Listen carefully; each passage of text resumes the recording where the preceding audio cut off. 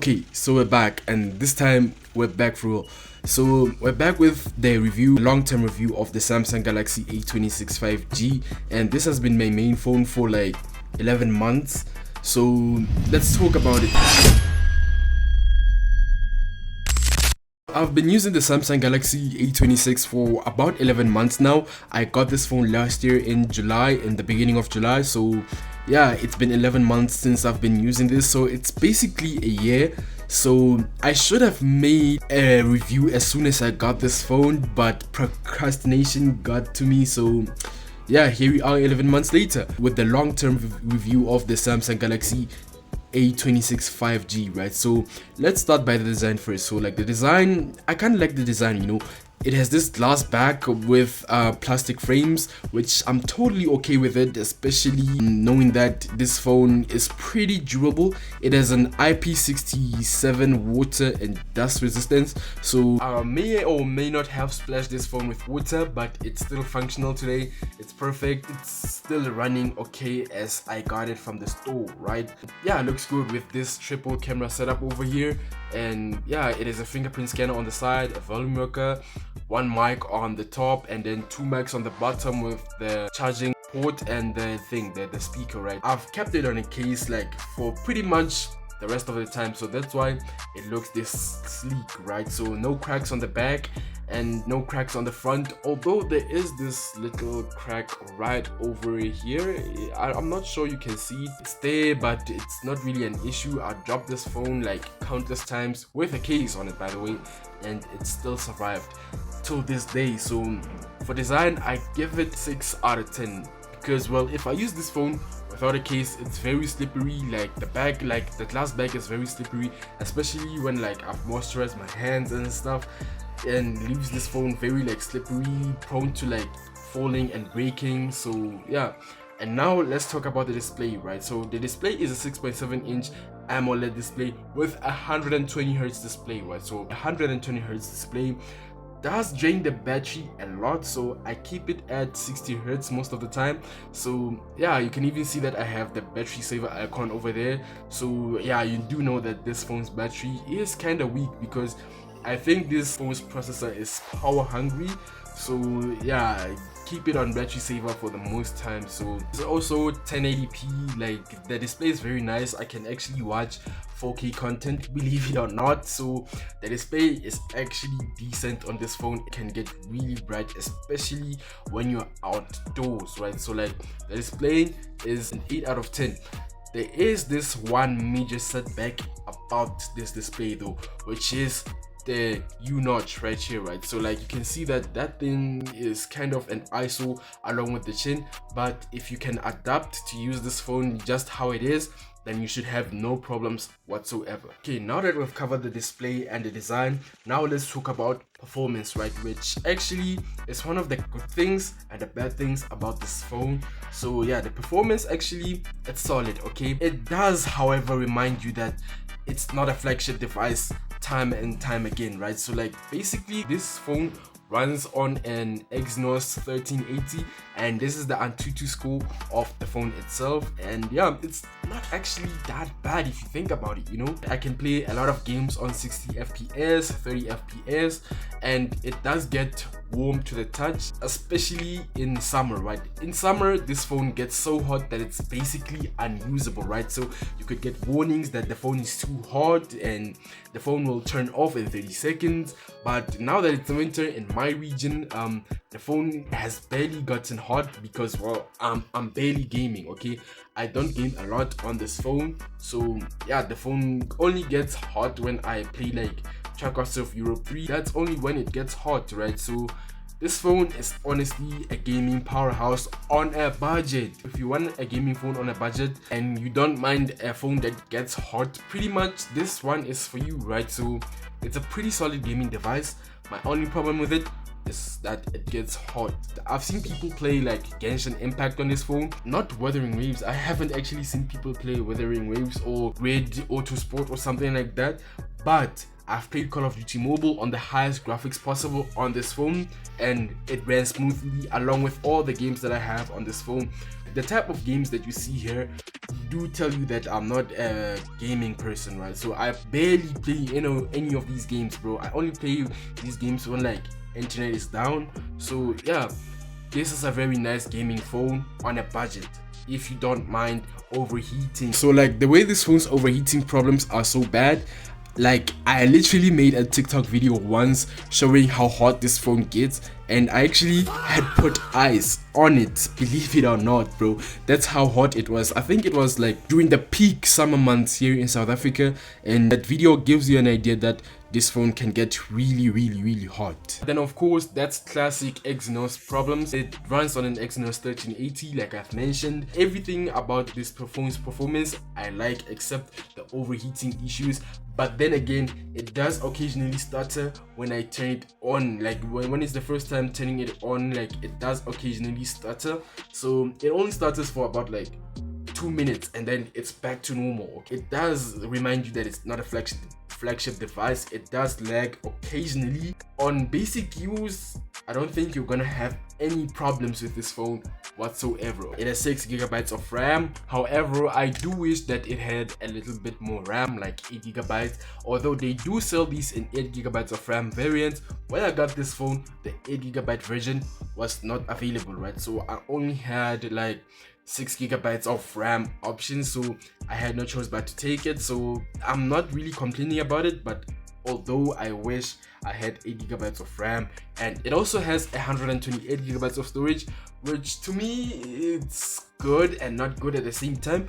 But as a content creator, you know how it is, right? Like you need a lot of space so that you can keep a lot of your stuff. That's why I have this guy right here to keep like all of my footage in. So yeah, 128 GB of storage for a normal user, maybe an occasional gamer or something like that, it shouldn't be a problem. I do wish I had more storage, like 512 or 1 TB, but in order for you to get those storages, you need to pay a higher price point, right? So the 128 GB of storage I'm not really complaining about.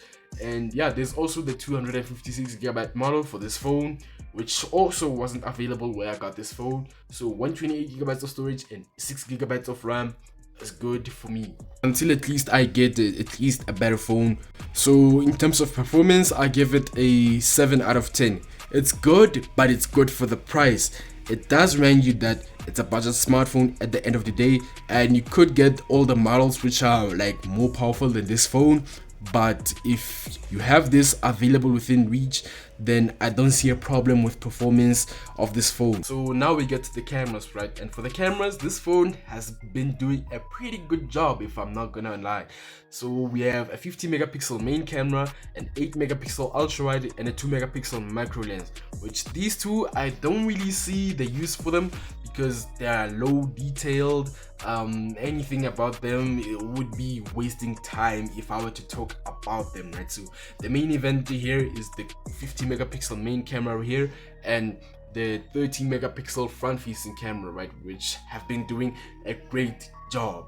You can even see the quality through the video, right? Like the quality is not bad at all for the price of this phone. Like for what I paid for this phone, like it's not bad at all. Even the video quality, I really like it. You can even shoot at 4K 30 FPS, right? But it's not as stabilized as 1080p right here, which I mostly use because of the stabilization. I only use 1080p because of the stabilization, nothing else. I wish I can use 4K, but it's not really nicely stabilized. And I know this phone has the ability to have 4K mode stabilized here, like on the Galaxy A35, like 4K 30 FPS on the Galaxy A35 is highly stabilized, right? So, and it has like the same software as this phone right here, right? But then again, Samsung chose not to put stabilization on the 4K mode here, right? But then again, it's good. I'm not complaining considering what I've paid for this phone, right? So like, yeah, the video is good. We also have this super steady mode. We have a lot of features here. I'm gonna make a detailed camera review of the Galaxy A26, so stay tuned for that. It's gonna come sooner or later though, because I have a few more videos planned. So like even the selfie camera, it's it's also good. It's very nice. I use it on my TikTok videos, so go check those out. So yeah, this is a very nice camera phone, if I'm not gonna lie. So if I were to rate it, I would give it a solid 9 out of 10, simply because, well, the 4K doesn't have stabilization just like the 1080p, but other than that, I would have gave it a 10 out of 10, honestly. Let's do a speaker test of this phone. We only have one, which is right over here, and then the A25 had dual speakers, if I'm not mistaken. It had a speaker here and a speaker here, right? I don't understand the downgrade that Samsung has done over here, but then again, the speaker is fine for what it is. So take a listen at what the speakers can do.